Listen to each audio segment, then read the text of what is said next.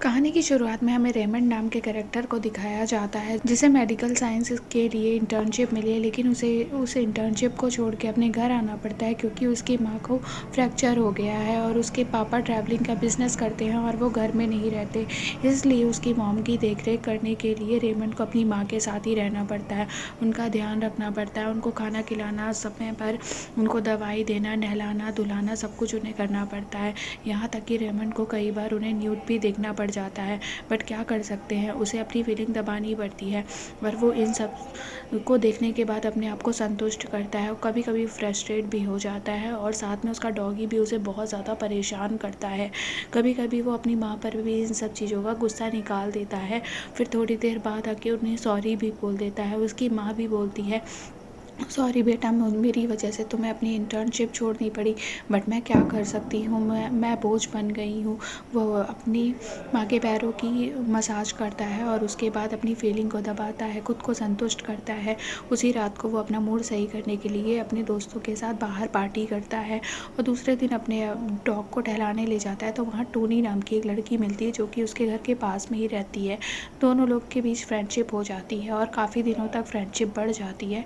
तो टोनी और रेमंड एक दूसरे के साथ इंटीमेट होने लगते हैं, लेकिन रेमंड नर्वस हो जाता है और वो ये सब नहीं कर पाता। तभी टोनी वहाँ से चली जाती है और रेमंड भी अपने घर पहुँचता है। रेमंड की माँ कहती है, तुमने टोनी के साथ क्या किया?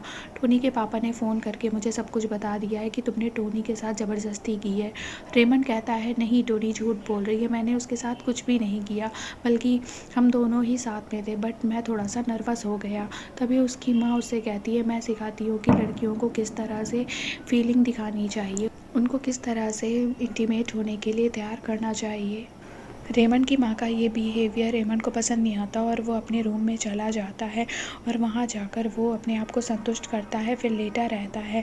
उसे अजीब सी फीलिंग आती है, उसे नींद नहीं आ रही होती। तभी वो ड्रिंक ले जाता है और अपनी माँ के साथ बेड में ड्रिंक पीने लगता है। तभी उसकी माँ कहती है, मेरे बैक की थोड़ी मसाज कर दो, और बैक की मसाज करते टाइम उसकी माँ उसे सिड्यूस करने लगती है। तभी वो दोनों इंटीमेट हो जाते हैं। मॉर्निंग में रेमंड को अच्छा नहीं लगता, उसे बहुत गंदी फीलिंग आ रही होती है और तभी उसके पापा का फ़ोन आता है और वो बोलते हैं, कुछ सैंपल्स मेरे घर पे रखे हैं, उसे ढूंढ दो। वो घर में सैंपल्स ढूंढने लगता है लेकिन उसे नहीं मिलते। दूसरे दिन टोनी उसे फिर से मिलती है, टोनी उसे सॉरी बोलती है, वो भी उस पर गुस्सा हो जाता है कि तुमने अपने पापा से झूठ क्यों बोला। इसके बाद दोनों में पैचअप हो जाता है। टोनी उसे प्यार से समझाती है और किस करने को आगे बढ़ती है, बट रेमंड इन सब से मना कर देता है और वो कहता है, मेरा अभी मूड नहीं है, और वहाँ से वो डायरेक्ट घर पहुँच जाता है। टोनी को अपने घर छोड़कर वो अपने घर पहुंच जाता है। वहाँ उसका पापा आया होता है जो रेमंड को मारने लगता है और बोलता है, तुम्हारी वजह से मुझे फ़्लाइट पकड़ के सैंपल्स के लिए यहाँ आना पड़ा, तुम्हें सैंपल्स नहीं मिले। तभी वो नोटिस करते हैं उनका डॉगी खो गया। वो दोनों जंगल में डॉगी को ढूंढने जाते हैं। तभी रेमंड कहता है कि मुझे मेडिकल साइंस कंप्लीट करनी है। तो उसका पापा बोलता है, मेरे पास इतना पैसा नहीं है कि तुम्हारा मैं एडमिशन कॉलेज में करा पाऊँ। इस तरह से दोनों बातचीत करते हैं और दोनों की बातचीत ख़त्म होने के बाद रेमंड को बहुत बुरा लगता है कि अब मैं क्या करूं, मेरा करियर पूरी तरह से ख़राब हो गया है। और दूसरे दिन उसके पापा फिर से वापस चले जाते हैं। उसी टाइम हम देखते हैं टोनी घर आती है रेमंड के, और रेमंड उसे अपने घर में अपने रूम में ले जाता है और वहाँ दोनों इंटीमेट होने की कोशिश करते हैं। तभी रेमंड की माँ आ जाती है और बोलती है, तुम दोनों यहाँ पर इंटीमेट नहीं हो सकते। और ऐसा कहते हुए रेमंड की माँ टोनी को धक्का दे देती है, जिससे टोनी को चोट लग जाती है। टोनी अपने घर पहुंच के पापा को सब कुछ बताती है और अपने पापा को लेकर रेमंड की माँ के पास आती है। तो रेमंड की माँ उसे बोलती है, मैं अपने घर पे इंटीमेट होने के लिए टोनी को इजाज़त नहीं दे सकती। उसका फादर बोलता है, टोनी मुझे सब कुछ बताती है, मुझे सब कुछ पता है और ये काबिल है, ये इंटीमेट हो सकती है, ये जिसे चाहे उसके साथ इंटीमेट हो सकती है। हमें बच्चों को छूट देनी चाहिए, उन्हें ऐसे नहीं रखना चाहिए। तभी रेमंड की माँ को समझ में आता है कि हाँ, उसने गलती कर दी है। वो टोनी से अपनी करतूत के लिए सॉरी बोलती है, लेकिन टोनी गुस्सा होती है, रोने लगती है। वो कहती है, मैं डिप्रेशन में हूँ, मुझे माफ़ कर दीजिए, आगे से ऐसी गलती नहीं होगी।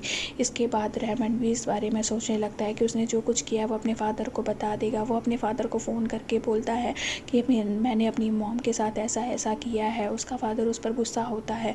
उसका फादर रेमंड की मॉम के पास फ़ोन करता है, लेकिन रेमंड की मॉम मना कर देती है, कहती है नहीं, वो झूठ बोल रहा है, ऐसा कुछ भी नहीं हुआ है। रेमंड बोलता है, मॉम मॉम अकेले रहती है, जिसकी वजह से उनका दिमागी संतुलन ठीक नहीं। को किसी साइकेट्रिस्ट को दिखाने की ज़रूरत है। वो कहता है ठीक है, मैं 1-2 दिन में आऊँगा, तब आके बात करता हूँ।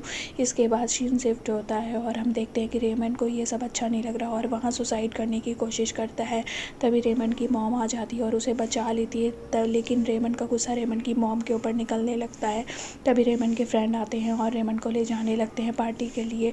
वो वहाँ पहुँचता है तो वहाँ पर भी उसका सुसाइड का मन करता है और वो नीचे गहराई में पानी में कूद जाता है। उसके फ्रेंड डर के भाग जाते हैं कि रेमंड मर गया, लेकिन जब दूसरे दिन रेमंड की आँख खुलती है तो वो जिंदा होता है। तो वहाँ से ऊपर चढ़ता है और एक टैक्सी लेकर अपने घर पहुँच जाता है। तो यहाँ पर इस स्टोरी में हमें रेमंड की लाइफ को दिखाया गया है कि कितना स्ट्रगल है, करियर को देखे कि घर को देखे। इस तरह से हमें किशोरावस्था की समस्याओं को दिखाया गया है कि वो बच्चा करियर बनाने की उम्र में उसके साथ कितने कितने चेंजमेंट हो रहे हैं और उसका सपोर्ट करने के लिए वहाँ पर कोई भी नहीं है, ना उसके फादर है और ना उसकी मॉम है। अगर ये मूवी आपको पसंद आती है तो लाइक शेयर एंड सब्सक्राइब ज़रूर करिएगा। Thanks for watching.